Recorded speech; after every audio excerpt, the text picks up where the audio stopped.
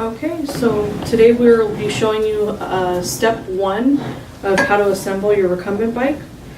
So what you will do is go ahead and place your front stabilizer and your rear stabilizer.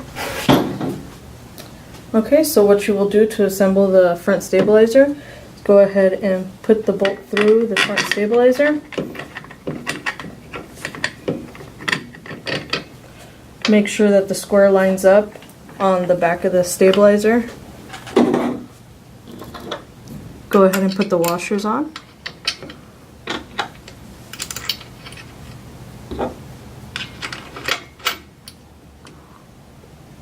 Go ahead and tighten the cap with your multi-hex tool.